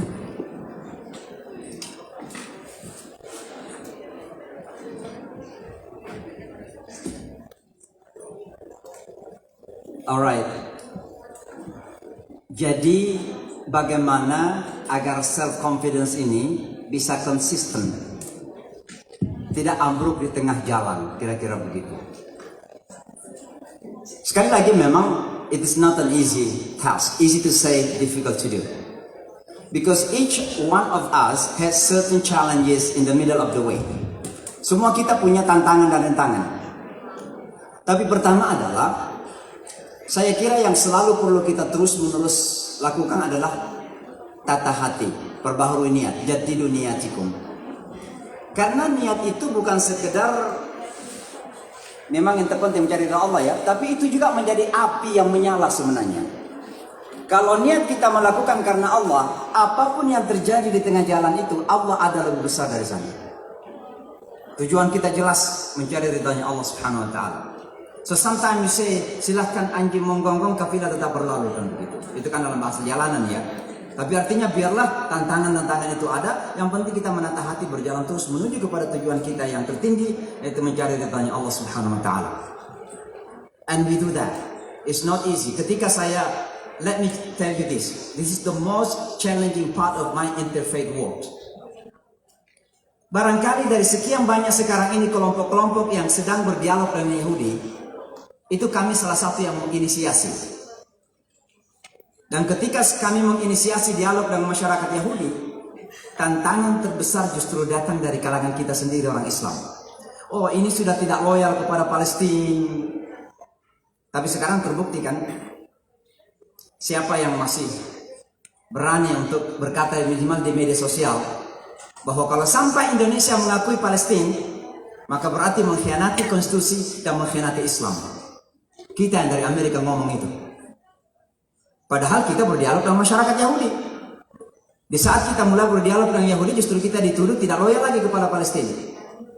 Ya. Kenapa? Karena tujuan kita ridha Allah, nggak care kita. Mereka mau menuduh kita tidak loyal. Kenyataannya, insya Allah Allah jaga kita kan begitu. Jadi jaga niat. Kalau niat kita ada, itu adalah motivasi terutama. Karena tidak ada tujuan yang tertinggi selain daripada ridhanya Allah Subhanahu Wa Taala. Tentu yang kedua adalah karena result oriented tadi, ada tujuan dalam hal menjayakan Islam, menjayakan kejayaan Islam. Maka kita harus selalu optimis bahwa di saat kita punya tujuan yang jelas, sudah ada self confidence untuk menuju kepada tujuan itu, dan kemudian kita tertantang di tengah jalan itu, optimis jangan pernah hilang. Di surah As-Saff misalnya Allah mengatakan ya, فَأَيَّدَنَا الَّذِينَ آمَنُوا عَلَى عَدُوِّهِمْ. Dan Allah memberikan pertolongan kepada orang beriman atas musuh-musuh mereka. Padahal sebelumnya, apa kata Allah? Yuriduna liyutfi'u nurallahi biafwahihim. Mereka ingin memadamkan cahaya Allah. Ada orang-orang yang berusaha memadamkan cahaya Allah. Tapi kita jalan terus consistently dengan konsistensi ini, dengan self confidence karena Allah, insya Allah pada akhirnya Allah akan memberikan kemenangan kepada kita. Ini adalah optimism. Ini adalah hope. Ini adalah harapan. Bahwa harapan itu selalu ada. Kalau ini kita pegangi, insya Allah mudah-mudahan kita nggak goyah. Tapi memang manusia biasa lah, kita ada masa-masa di mana kita goyah. Tapi kita terus menerus belajar. Jadi tata hati, istiqamah, selalu melihat kepada tujuan yang jelas yang di atas sana, dan tujuan untuk menjayakan din Allah, agama Allah di atas bumi ini. Insya Allah. Wallahu a'lam bishawab.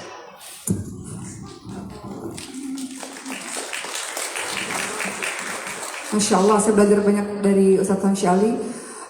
Ibu, saya juga belajar banyak dalam proses kehidupan ini. Ketika kita punya goals yang jelas, apa kata Allah dalam surah Al-Baqarah 153, 155 kalau saya tidak salah, 157 antara itu. A'udzu billahi minasyaitonir rajim. Wa lanabluwannakum bisyai'in minal khaufi wal ju'i wa naqsin minal amwali wal anfusi wath thamarat wa basyiras sabirin.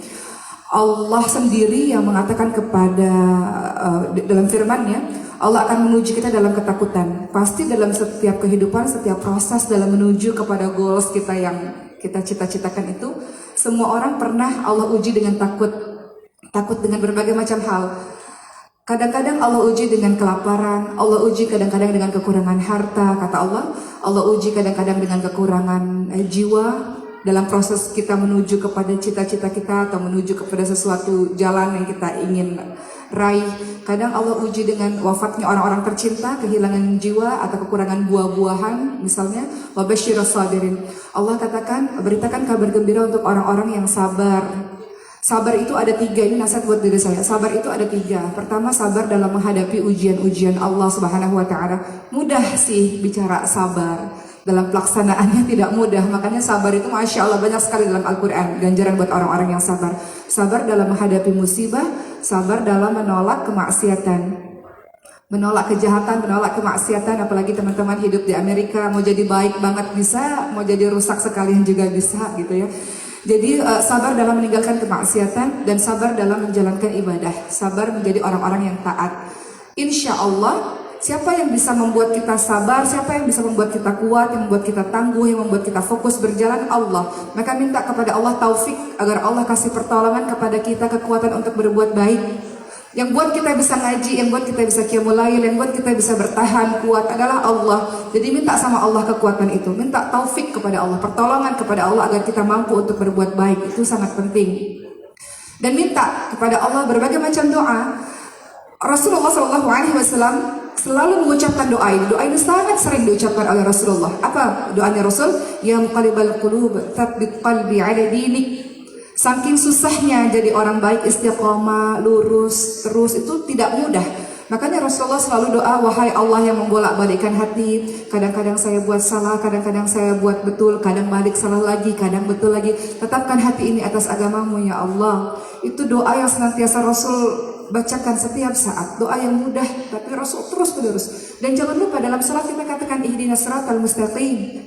Berapa kali kita ucapkan itu teman-teman sekalian. Saking kita perlu pertolongan dari Allah supaya kita lurus, bisa untuk terus menuju jalan yang lurus. Ya ada belok tapi beloknya cepat lagi lurus. Jadi setelah goals yang jelas, niat yang betul, yang berikutnya adalah jangan lupa untuk banyak berdoa kepada Allah SWT. Karena yang bisa kasih kesabaran Allah, yang bisa kasih ketangguhan Allah, yang buat kita istiqamah itu Allah. Allah yang buat kita jadi baik, Allah yang buat kita sabar dalam menghadapi berbagai macam persoalan itu Allah. Jangan lupakan agar kita minta taufik kepada Allah SWT. Dan tentu saja kekuatan dari berjamaah itu sangat penting. Tadi saya katakan di awal, saya bisa mengatakan demikian walaupun saya tidak pergi ke luar negeri. Hanya saja di usia 16 tahun saya tinggal seorang diri di ibu kota di Jakarta. Sehingga itu menjadi kekuatan adalah dengan lingkungan. Sahabat erat harus sahabat yang dekat. Ketika kita memandang wajahnya saja kita ingat akan Allah. Teman-teman pernah punya teman seperti itu? Melihat wajahnya saja kita ingat dengan Allah. Kita ingin taat kepada Allah SWT. Berkumpullah dengan orang-orang seperti itu seminggu sekali kah, sebulan sekali kah. Setelah itu kita charge iman. Iman itu naik turun. Iman naik karena ketaatan, turun karena kemaksiatan. Jadi sebagaimana baterai handphone, kalau dia lowbat kita harus charge, begitu pula dengan iman kita. Salah satu kita mencharge iman kita adalah dengan berkoneksi, berhubungan erat dengan orang-orang yang salih itu. Kita dapat kekuatan itu, maka insya Allah iman kita tercharge lagi, terisi lagi, insya Allah kita punya kekuatan untuk menyebar ke banyak orang, insya Allah. Jadi keep istiqamah, banyak doa. Rabbana la tuzigh qulubana ba'da idh hadaitana wa hab lana min ladunka rahmah innaka antal wahhab. Minta sama Allah jangan kembalikan kita ke masa lalu yang tidak baik setelah Allah berikan petunjuk kepada kita, insya Allah. Sebelum kita tutup ini ada pengumuman penting dari Bapak Panitia, insya Allah.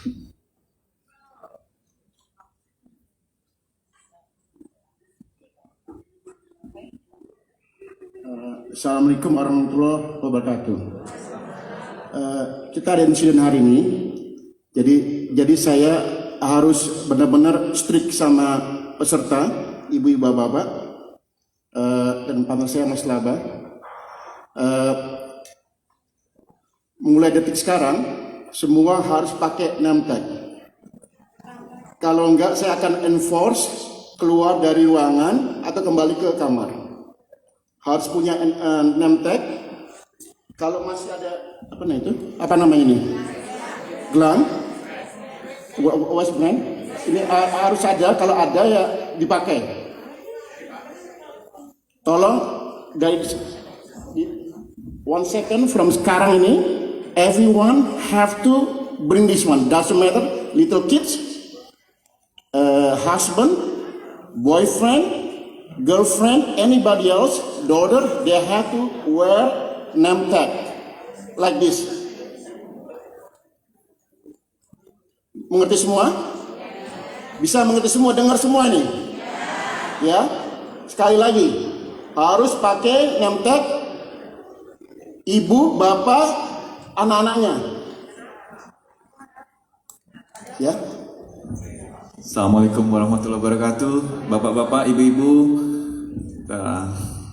Cuma kita menghimbau ya, kita kan security based on volunteer gitu, jadi minta tolong ya, maaf ya semuanya,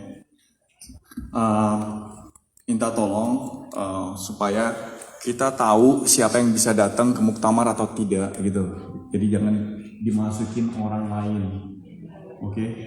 Jadi saya mohon kita punya anak, oke?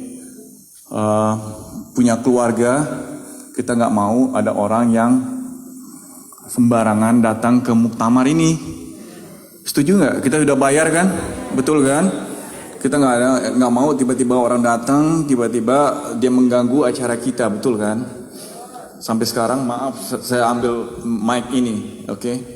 Jadi mulai besok ya, make sure kalau misalnya nggak ada, tolong hubungin ke panitia untuk mendapatkan ini, sama juga wristbandnya, oke? Gelang di tangan ya, itu aja. Tidak ada apa-apa, aman, semuanya aman, terkendali ya, itu aja. Itu terima kasih banyak. Assalamualaikum warahmatullahi wabarakatuh.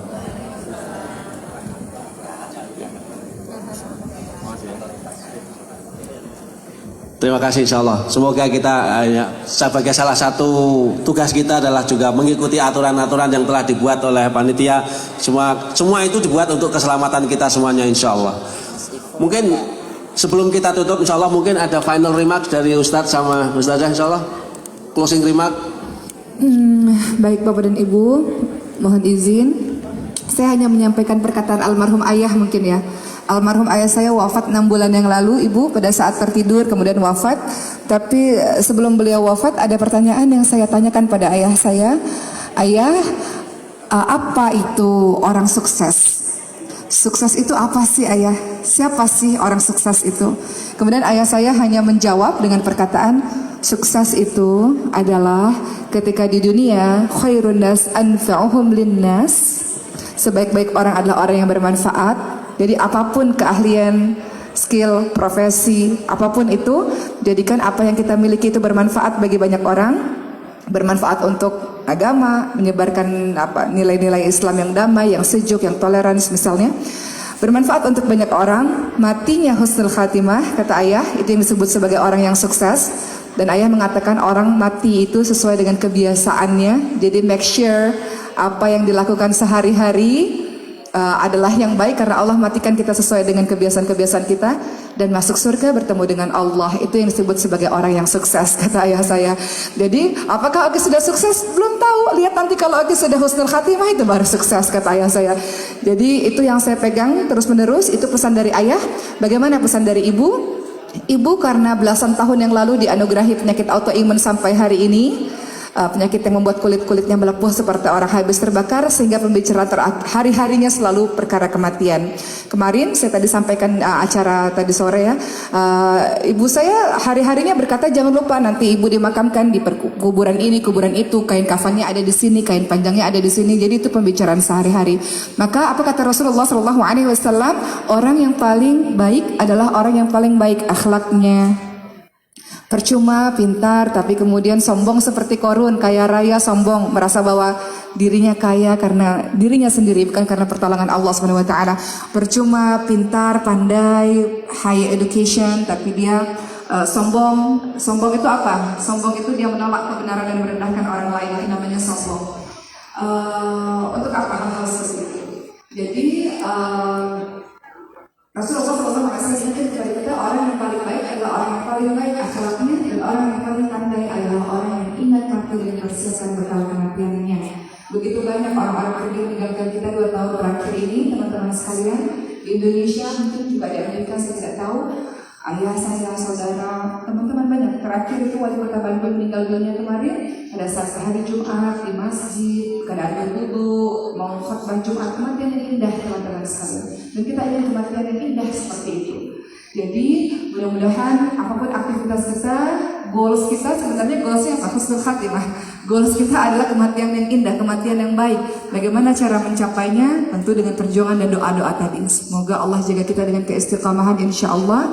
Dan apapun yang Allah berikan kelebihan untuk teman-teman, kepandaian, harta, kekayaan, jabatan-jabatan yang tinggi, itu semua semata-mata adalah langkah untuk mendekat kepada kematian yang husnul khatimah, insya Allah. Terima kasih, sekian dari saya. Assalamualaikum warahmatullahi wabarakatuh. Kalau dari saya mungkin singkat Bapak dan Ibu ya. Sebagai Muslim Indonesia dan Malaysia saya kira, and I'm sorry to end this in Indonesian language for my sisters who are not speaking Indonesian. Ada 2 amanah besar di atas pundak kita. Kita tidak perlu ingkari bahwa kita datang ke Amerika untuk tujuan agar kehidupan dunia kita lebih baik. Dan itu nggak ada salahnya sama sekali. Al-Quran bahkan mengharuskan kita untuk membangun dunia kita. فَإِذَا قُدَتِ الصَّلَةِ فَانْتَشِرُوا فِي الْأَرْضِ وَابْتَغُوا مِنْ فَضْلِ اللَّهِ. Setelah salat ditunaikan, bertebaranlah kalian ke atas bumi ini, cari rezeki Allah. Kita disuruh, diperintah. Dan itu kita sadari, kita datang salah satu tujuan itu. Tidak ada salahnya. Yang salah kemudian adalah ketika dunia ini menjadikan kita lupa akan tujuan hidup kita. Seperti yang diingatkan tidak tadi Ustazah Oki ya, bahwa tujuan kita adalah bagaimana untuk kita bahagia, insya Allah dunia hingga di sana. Saya ingin mengingatkan agar kita selalu mengingatkan diri kita bersama bahwa apapun dan siapapun keadaan kita di Amerika, tujuan kita yang terakhir adalah mudah-mudahan kita masuk ke dalam jannahnya Allah Subhanahu wa taala. Tapi ada satu hal yang terpenting juga Bapak dan Ibu, adalah bagaimana kita melihat generasi kita 10 tahun, 20 tahun yang akan datang. Saya specifically menyebutkan ini karena realita khususnya di kalangan masyarakat Indonesia yang hadir mungkin 1000-an ya di muktamar ini, tapi masih banyak orang Muslim Indonesia yang tidak hadir. Dan berapa di antara orang tua Indonesia Muslim yang kehilangan generasinya di Amerika? Sebagai imam yang bersentuhan dengan masyarakat langsung, saya tahu betul bahwa ada bahkan orang tuanya masih aktivis, anaknya sudah kehilangan. Menyakitkan. Satu contoh saja yang saya ingin berikan. Suatu ketika ada yang menelpon saya, katanya dari Maryland atau Virginia, dari Washington, sekitar itulah. A lady, an American accent. Yang mengatakan, Mr. Syamsi, saya iya, I am. Saya mau minta tolong, di dalam bahasa Inggris ya. Boleh nggak datang lihat ibu saya. Oh, di mana? Disebutkanlah rumah jompo yang sangat mewah sekali di Manhattan. Saya nggak mau sebutkan, tapi sekitar uptown lah. Sangat mewah sekali. Datanglah saya ke tempat itu. Rupanya ibunya sudah sakaratul maut. Saya tidak tahu karena itu aksen Amerika. Ternyata ibunya orang Indonesia. Rupanya dia Google Imam Indonesia, dapatlah nama saya. Saya langsung minta ditelepon anak itu karena dia ninggalin telepon saya. Apa katanya? I'm sorry, I'm still busy. Can you do everything else needed to arrange? Worst come to worst, if my mother dies, to arrange her funeral Islamically. And she doesn't know what Islam is all about, by the way. Ternyata malam itu saya ada beberapa, kebetulan mohon maaf kalau saya menyebutkan ya, ibu ini rupanya dari Padang. Saya menelpon beberapa orang ibu dari Padang agar datang talqin, baca yasin gitu. Meninggal ibu ini. Besok harinya saya minta anak itu telepon, masih, sorry I'm still busy, everything had been, semua sudah diasuransikan. Bayangkan itu Bapak ini. Saya tidak perlu lanjutkan cerita karena sedih, menyedihkan. Tapi ini realita yang terjadi bagi kita masyarakat Muslim Indonesia di Amerika. Apalah artinya kita datang ke Amerika memberi ke dunia kita kalau kita kehilangan generasi. Cinta kita kepada anak itu adalah cinta yang menyambung dari dunia hingga akhir. Jangan sampai kita kemudian berjalan di atas sirat. Kita sudah mau sampai di ujung sirat, mau masuk surga, kita melihat ke belakang, anak kita satu persatu berjatuhan ke bawah. Itukah cinta yang kita inginkan? Maka kalau kita cinta kepada anak kita, generasi kita, ayo kita jaga generasi kita. Satu tujuan terpenting daripada rencana cita-cita besar saya mendirikan pondok pesantren ini adalah mudah-mudahan bisa menjadi kontribusi kecil bagi generasi kita untuk mempertahankan iman dan Islamnya di masa depan. Karena itu semua ada di belakang kepala saya itu ketika tiba-tiba bermimpi ingin mendirikan pondok pesantren. Baru 3 tahun Bapak Dani. Tapi alhamdulillah sudah ada kegiatan-kegiatan summer school ya. Tahun lalu ada beberapa ayah ibu yang bawa anaknya ketika itu. Alhamdulillah sudah ada kegiatan kita. Dan kita tahun depan ini kita akan mulai pesantren kita musim panas ya. Dari Juni hingga Agustus insya Allah. Intensif. Dari subuh sampai malam. Anak-anak tidak akan memegang HP kecuali hari Jumat antara asar maghrib. Bayangkan kalau bapak ibu ambil HP-nya sekarang, ngamuk anak itu. Tapi di pesantren nggak boleh ada HP. Dan ternyata aman-aman saja gitu loh. Jadi mudah-mudahan Allah jaga kita ya. Sampai ketemu lagi insya Allah pada muktamar akan datang. Karena besok sore malam saya harus terbang. Insya Allah kita ketemu kalau Allah kasih umur panjang, ketemu di muktamar akan datang. Saya salah seorang yang sudah ikut muktamar ini dari tahun 98 sampai sekarang alhamdulillah. Assalamualaikum warahmatullahi wabarakatuh. Waalaikumsalam warahmatullahi wabarakatuh. Jazakallah khair.